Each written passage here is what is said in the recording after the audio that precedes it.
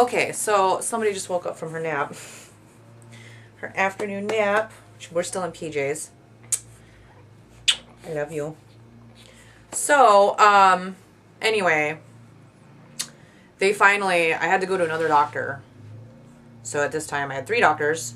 2 of them were one of them was a high risk ultrasound technician who did my ultrasounds. One of them was my OB, and the other one was an actual preeclampsia, high risk OB something specialist. Anyway, and so he basically was just like, you have protein in your urine, which is another sign of preeclampsia, and they figured that out from my 24-hour collection, which I had to do twice, and I had to do one early and then later, and my protein levels had climbed.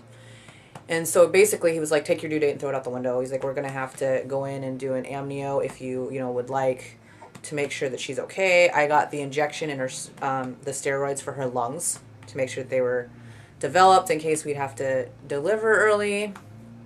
I had continued with the ultrasound, the NSTs. I got put on blood pressure meds, a ton of them. I was still on bed rest, but having to drive to the doctor 4 times a week. I was just so pooped, you guys. It was so ridiculous. So, anyway, I was having to get blood drawn, like probably once a month, because they were just checking on all my levels. So, they did another blood draw. My doctor called me. She's like, your platelet levels have dropped. Not a good sign. I was like, awesome. One more problem that we have to deal with, right? So, she was just like, I'm just letting you know that, the chance of you having to deliver early is very high. And I was like, even earlier than, because at this point they were just saying that they weren't going to let me go past 38 weeks. She said, yeah, even earlier than 38 weeks. So, anyway, my doctor, my high-risk doctor, was like, I think we should schedule you for an induction. So I said, all right, and he said, I ended up electing to do the amnio to make sure that, everything was kosher with her, because I just felt that if anything was wrong with her and they said, we shouldn't deliver her, then I was going to take the hit and just have to suffer and worry about my health problems, because my main concern was her. So I had an induction scheduled for June 21st, and the amnio was the Friday before. June 21st was a Monday, I think. And I didn't make it. I went back in to my OB's office. She took my blood pressure. It was through the roof again. We went over to the hospital again, and I called, so this is really funny. I called my mom and my husband and was just like, I just want to let you know that I'm at the hospital. It's the same stuff. I'll be home in a couple hours, right? And I just called my mom to tell her, because I can't remember. I think we had plans or something. And, which is really funny, because my mom and I had just eaten breakfast that morning. And I said, this might be the last time you see me pregnant. I was totally kidding. And lo and behold, that's what happened. So I called my mom just to update her and was like, yeah, I'm getting put in the hospital again, whatever. So, go over to the hospital, and this time my blood pressure absolutely did not drop. It was still high. And they took more blood work. My platelet levels had dropped even further. My doctor came in and checked, to see if I was dilated, and did all that. And, of course I wasn't. It hurt like a mother. And she was like, that's nothing compared to birth. I love my doctor. Anyway, so she basically gave me the choice. She was like, we're going to have to deliver you. She's like, you're not going to make it to your induction. So she gave me the choice, and she said, it's up to you. This is what's going to happen. We can induce you with Pitocin, but Pitocin speeds up the contractions, because I was having, Braxton Hicks contractions at this point, a pretty good amount of them, actually. And so she said, Pitocin speeds up the contractions, but it also speeds up your heart rate. And so it'll, speed up your blood pressure. So if you go that route, we're going to have to give you more blood pressure meds to counteract that. the blood pressure meds slow down the contractions. So they'd just be working against each other, right?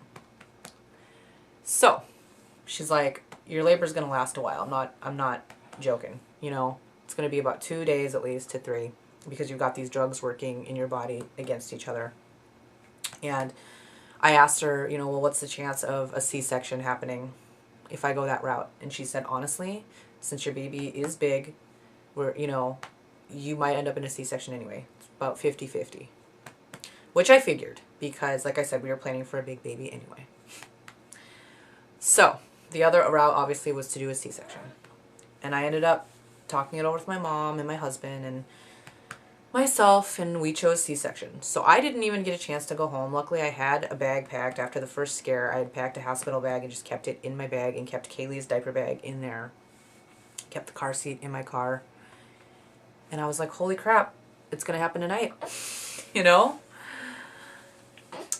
I love you. So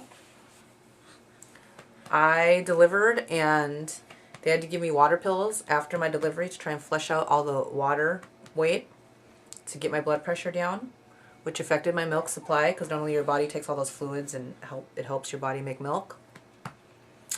And I just couldn't, you know, she spent 4 hours in the NICU. She was 7-11 when she was born, you guys, and she was 4.5 weeks early. And that's pretty much our story, huh? Let's stop. Anyway, so that's my journey of my pregnancy. I had something major happen every trimester. It was a pretty big roller coaster, but we were discharged from the hospital and I was doing very well, and we were home for a day and then had to go back because Kaylee got jaundice. So we spent 2 more nights in the hospital and I was a wreck. It was terrible. I cried the entire time we were there almost, because she was under the photo lights and was just so tiny, and I felt like I'd barely gotten to spend any time with her because after the C-section, you know, I was out of it, and then she had to go up to the NICU for 4 hours, and I don't know, I just wanted to hold my baby, you know, people were coming by, and, you know, and they wanted to hold her, which was fine. I don't have a problem with that, but I just thought that I was going to be able to, like, hold her and get to know her and snuggle with her and stuff after, and whatnot. So, anyway, these are the goggles. I totally kept these. These are little goggles that she wore under the lights, and then in these she wore 2 pairs. But she's alive and doing awesome now. I mean, she is so great. She's 75th percentile, which is pretty dang good for being 4.5 weeks early, and she's right on track developmentally so far. Which isn't saying much because obviously she's only 3 months today. But I hope you guys enjoyed my my pregnancy journey video. It was a pretty crazy ride, and I'll never ever forget it though. It was very, very emotional but very special, and it was totally worth it. And even though I did not enjoy being pregnant, I think from now on I will definitely view being pregnant differently now that I know the reward that comes afterwards. So we'll see if Kaylee gets a little sibling from mommy, or else we may adopt. Who knows? It's too early to tell at this point. But yeah, that's about it. So thanks so much for watching. I'm finally glad I just got to sit down and actually do this video. I've been meaning to for a while.